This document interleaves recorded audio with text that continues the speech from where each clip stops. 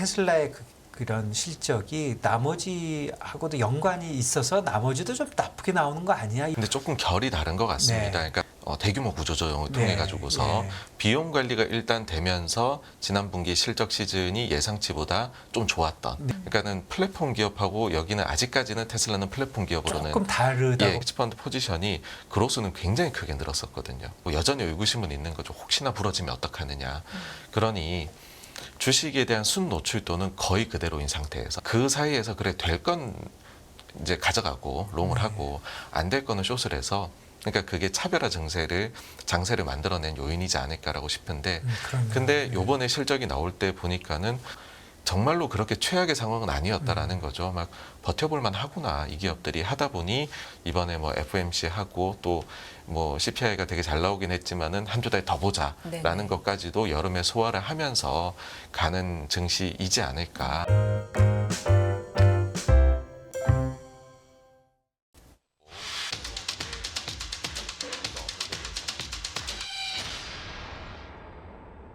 네, 86번가 정광훈 대표님 어서 오세요. 네, 안녕하세요. 안녕하십니까. 안녕하세요. 대표님 실적 시즌이 이제 시작이 됐는데 전체적으로 좋은데 어제 뭐 테슬라와 넷플릭스는 좀 실망스럽게 나온 거죠? 그 두 기업의 일단 절대적으로 맨 밑에 주당 순이익만 봤었을 때는 네. 예상치를 상회를 제법 했습니다. 네.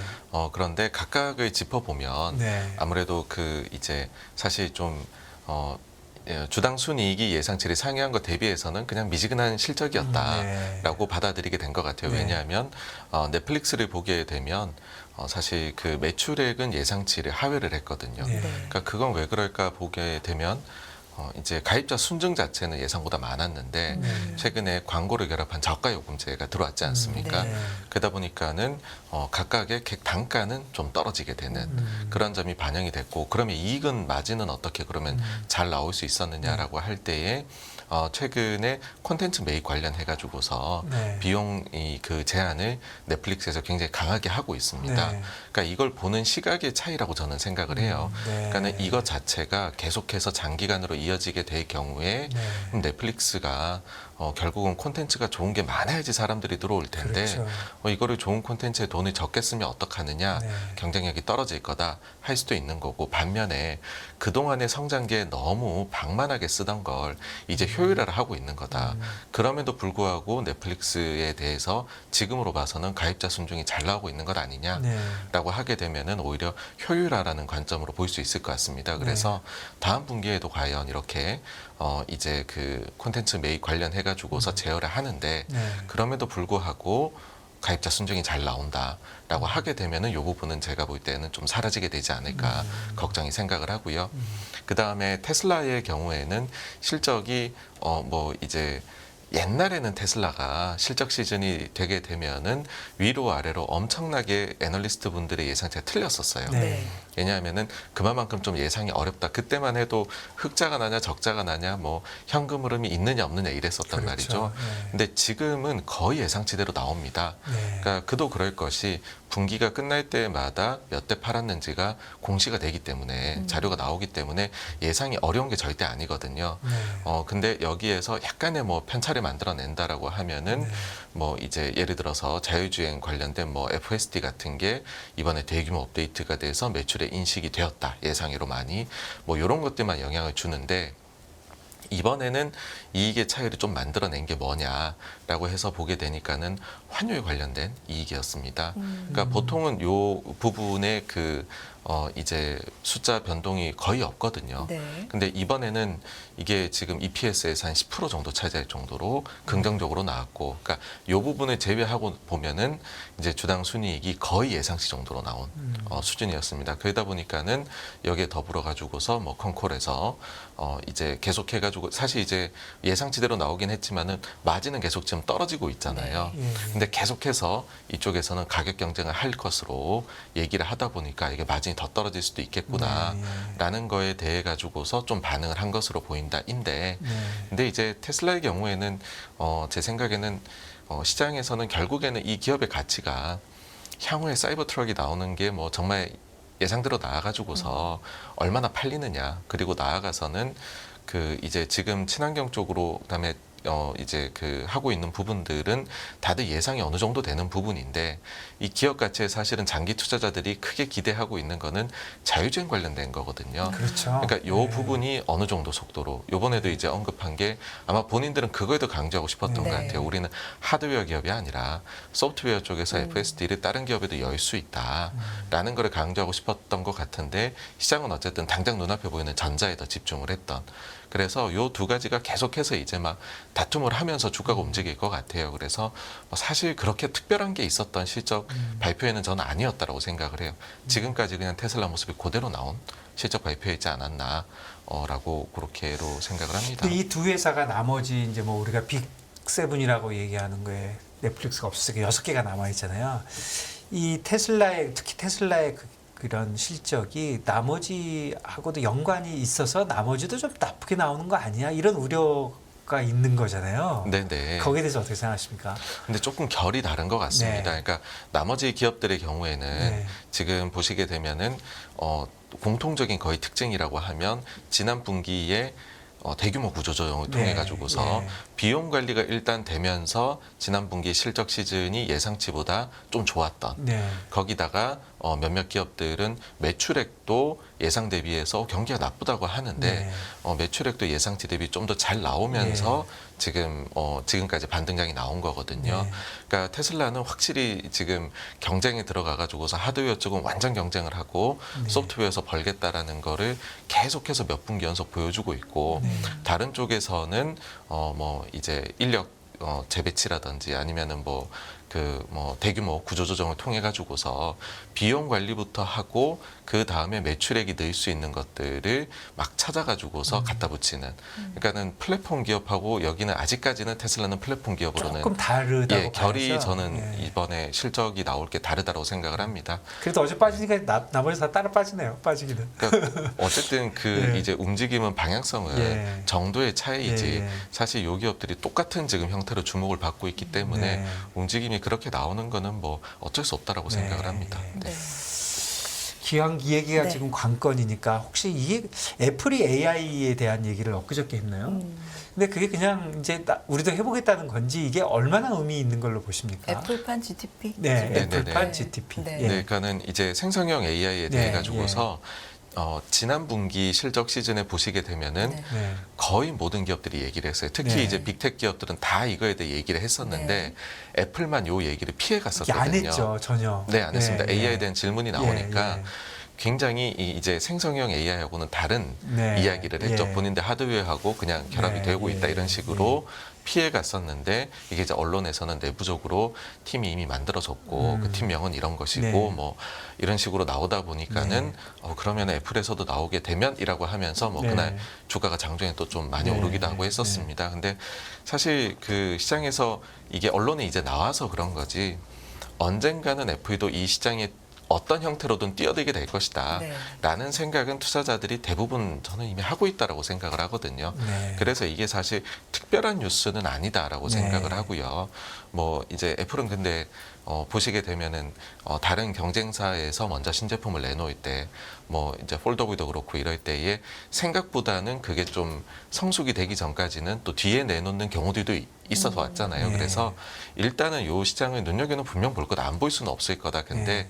실제로 이게 현실화되는 시기는 우리가 또 그렇다고 너무 빠르게 보기는 좀 이르고 일단은 그냥 지켜보고 발은 어떤 형태로든 담그지 않을까. 요 정도로만 저는 일단은 봐야 되지 않을까라고 생각을 합니다. 당장 뭐 제품이 나온다든가 그럴 것 같지는 않고. 뭐 저는 예. 그렇게까지 속도가 빠를 거라고 네. 생각하지는 않습니다. 본인들이 이미 늦었고 원래 잘하던 분야도 아니기 때문에 네.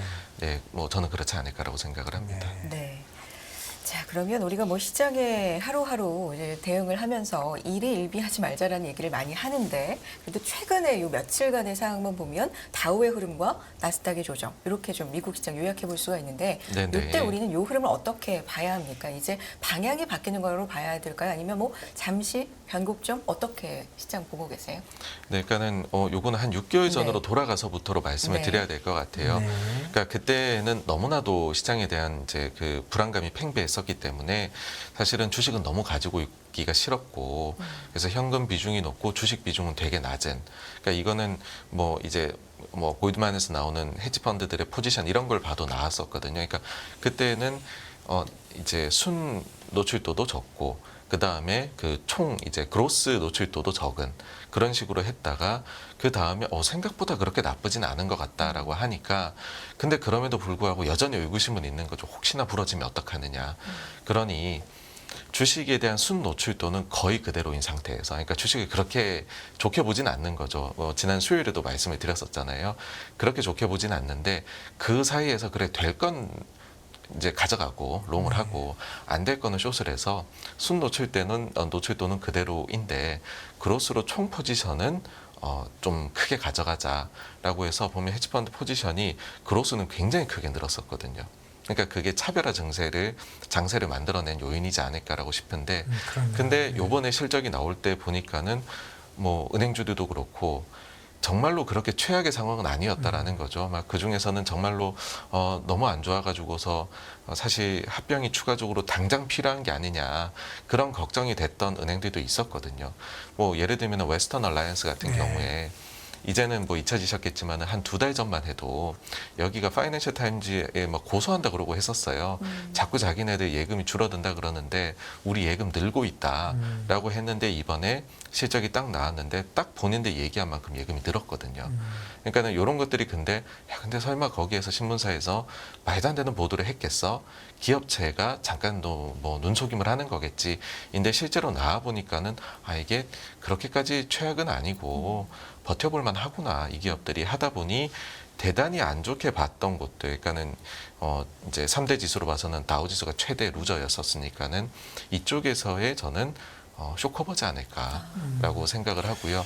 예, 앞으로는 그래서 요게 이제 지금 당장에는 그럼 롱 잡았던 것도 좀 줄이고 이런 것도 있겠지만 앞으로는 저는 그러니까는 안 좋을 때는 네트도 안 좋고 그로스도 안 좋다가 네트는 그대로의 그로스가 늘다가 그 다음에는 네트도 늘리지 않을까라고 생각을 해요. 그래서 요번 실적 시즌 지나면서 그리고 또 이번에 뭐 FOMC 하고 또 뭐 CPI가 되게 잘 나오긴 했지만은 한두 달 더 보자라는 것까지도 여름에 소화를 하면서 가는 증시이지 않을까.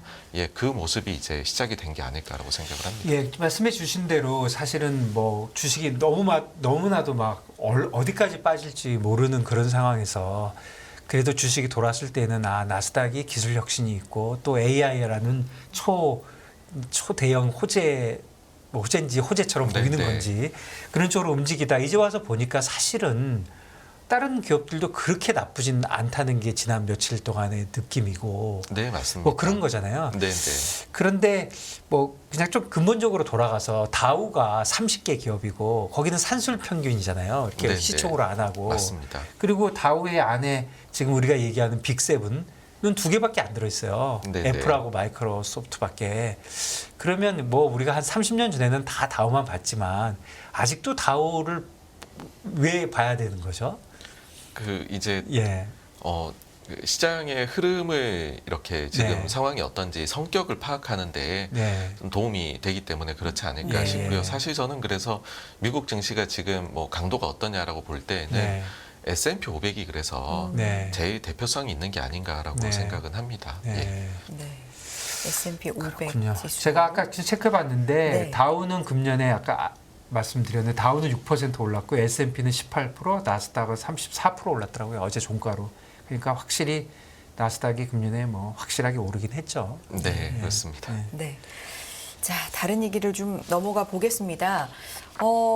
잊고 있었다고 해야 될까요? 아니면 그냥 수면 아래 수면 아래 있었는데 모른 척 애써서 했다고 해야 될까요? 이 헝다, 완다.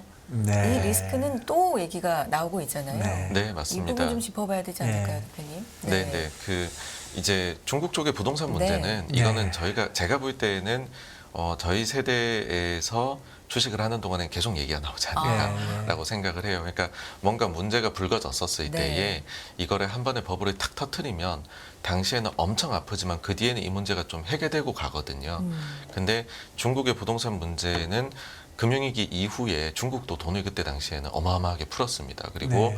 그게 민간에도 자극이 돼서 그림자 금융 문제까지로 불거져서 네. 2015년 정도까지 부동산은 어마어마하게 이제 막 그 네. 버블이 형성이 네. 됐죠. 네. 근데 중국이 그걸 이제 해소를 좀 하려고 하다 보니까 터트릴 수는 없고 네. 우리가 이제 이럴 때는 스팀 아웃 전법이라고 해서 네. 기회가 될 때마다 상황이 좀 괜찮을 때마다 조금씩 그 김을 빼는 전략으로 갈 수밖에 없는 건데 그러다 보니 중국이 가다서다를 반복하는 부동산 정책이 계속 나오는 거고 네. 그 사이에 이제 21년도에는 헝다가 한번 고꾸라졌던 거고 지금은 또 완다 문제가 불거지는 거라고 생각을 해서 그래서 이렇게 큰 그림으로 보시고 이 문제는 계속 좀 좋아진다 싶으면은 또 부동산이 문제네 이렇게 나오게 되고 또 어느 순간에는 그러면은 중국이 정책을 써가지고서 아이 그래도 그 기업만 문제고 다른 데는 질서 정연하게 가고 있어 이런 식으로 저는 계속 가다서다를 갈 것 같아요.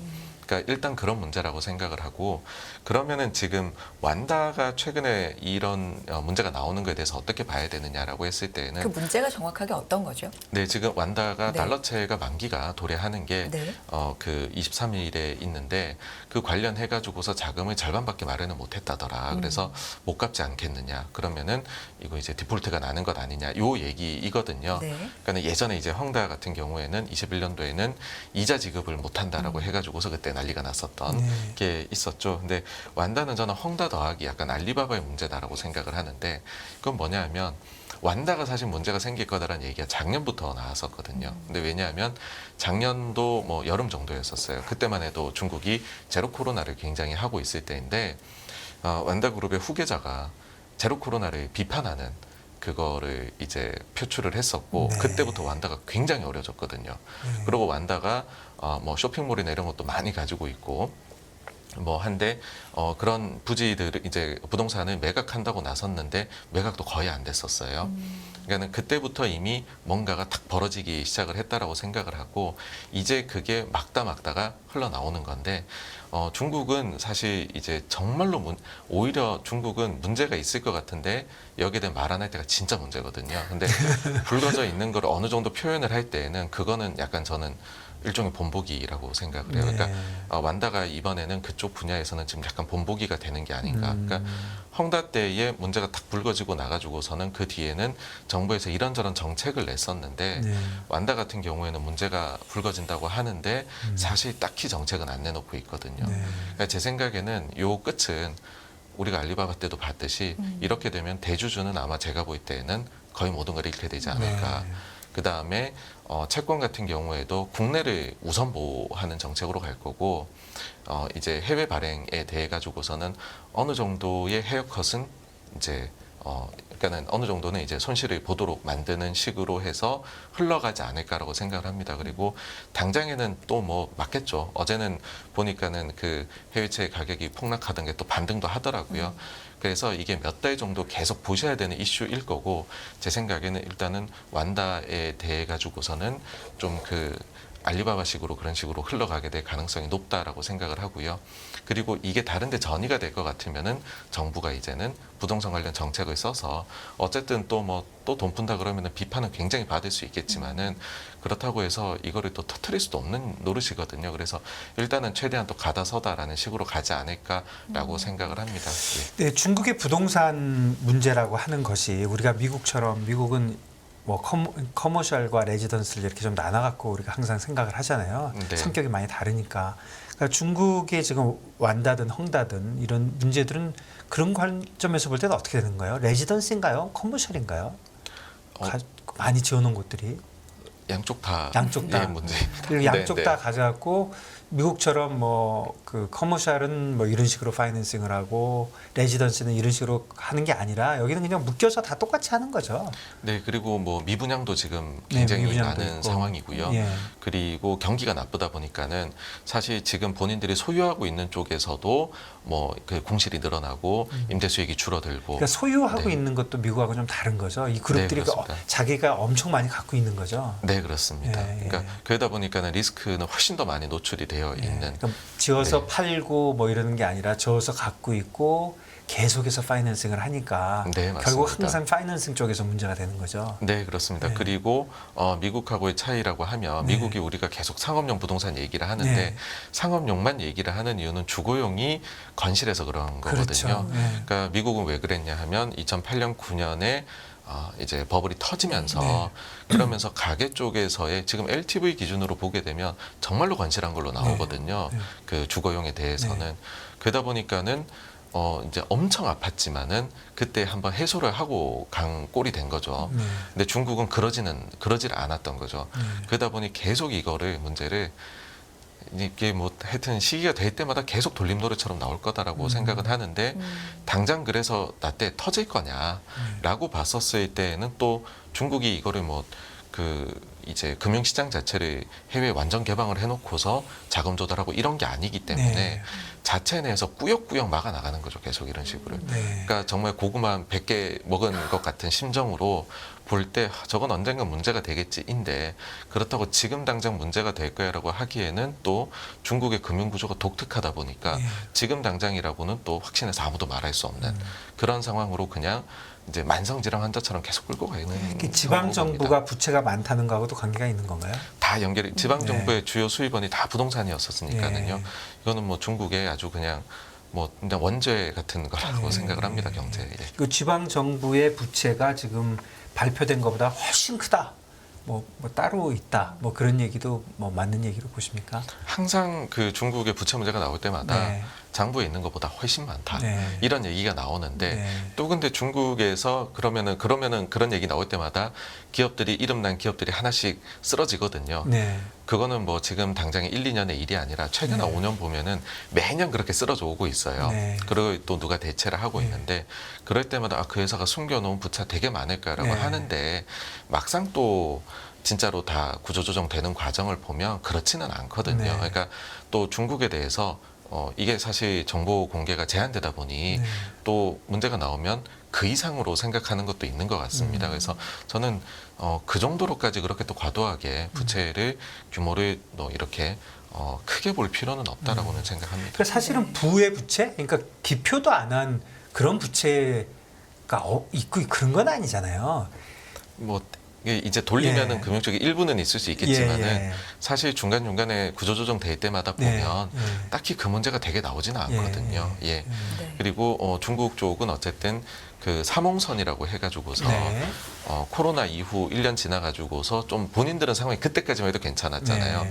그러니 그때 부동산 쪽에서 또 김을 좀 빼보자 해서 세 개의 레드라인을 정해서 그거에 다 어기면 부동산 회사들이 더 이상 부채를 못 늘리게 해가지고서 그때 문제가 그러니까 실제로 정책을 쓰고 그러니까 우리는 보통 스트레스 테스트를 시뮬레이션으로 해보는데 네. 중국은 보통 현실에서 때려버리거든요.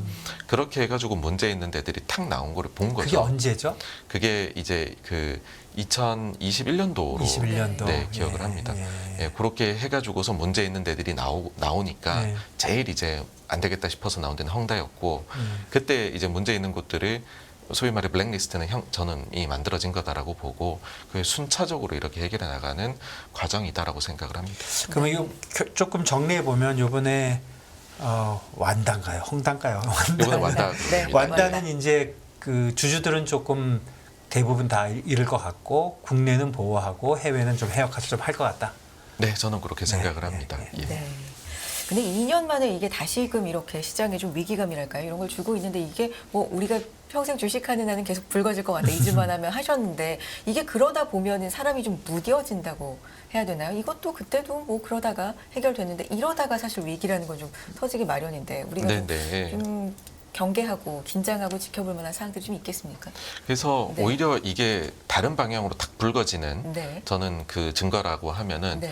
위안화가 되게 약세를 가버리면 그게 굉장한 이제 그 내부적으로 문제를 더 이상 어떻게 봉합하기 힘들어지는 그런 신호가 저는 외환시장에서 나타나지 않을까라고 생각을 해요. 그래서 항상 이런 게 있을 때마다는 외환시장이 굉장히 중요하다라고 위안화. 그렇게 보고 있습니다. 그게 사실은 중국이 그거를 잘 알고 있기 때문에 중국이 위기가 올 때마다 당연히 이런 시기에는 위안화가 약세가 되는 게 맞는 것인데 엄청나게 방어를 하잖아요.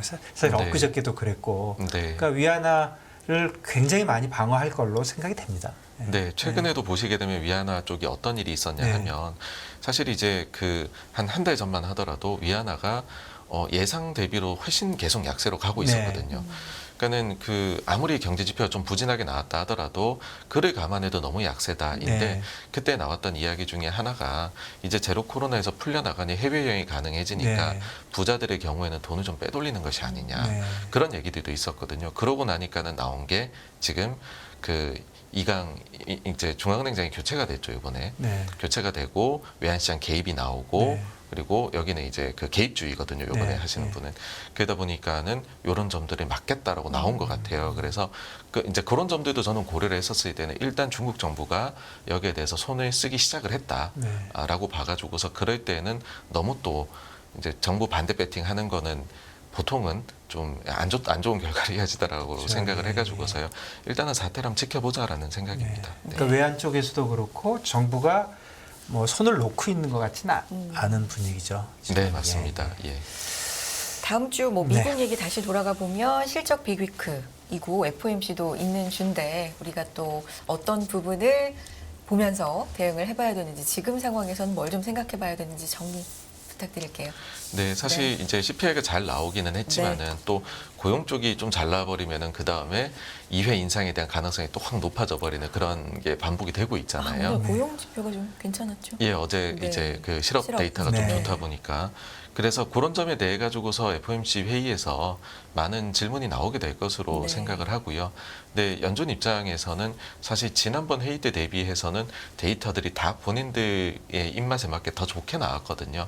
그래서 지난번보다 더 매파성을 높여서 얘기하지는 않을 것이다.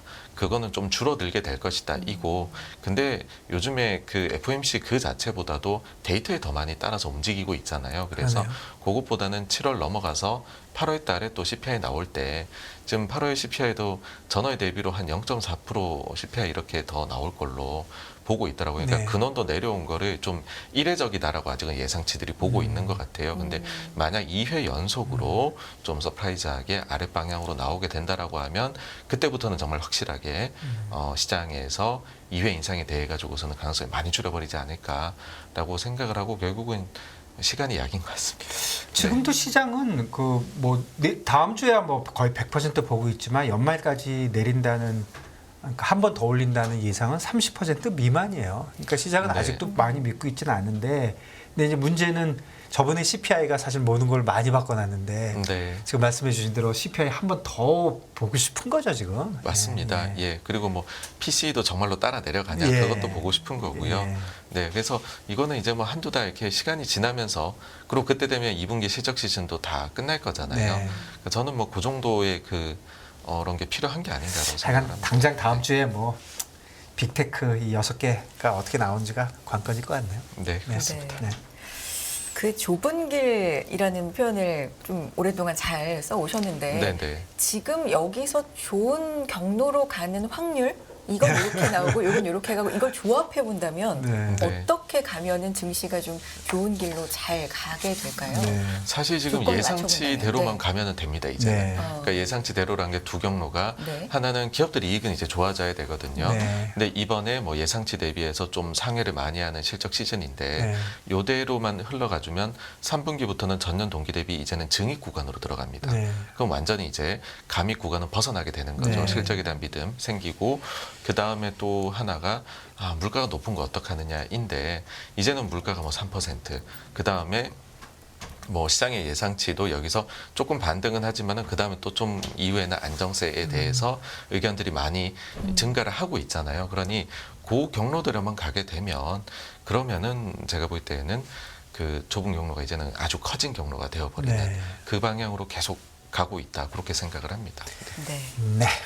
알겠습니다. 뭐 여기까지 듣겠습니다. 여기까지 네. 듣겠습니다. 일단 이야기 다음 시간에 또 모셔보겠고요. 정광훈의 포커스라이트 86번가 정광훈 대표 함께했습니다. 대표님 고맙습니다. 감사합니다. 감사합니다.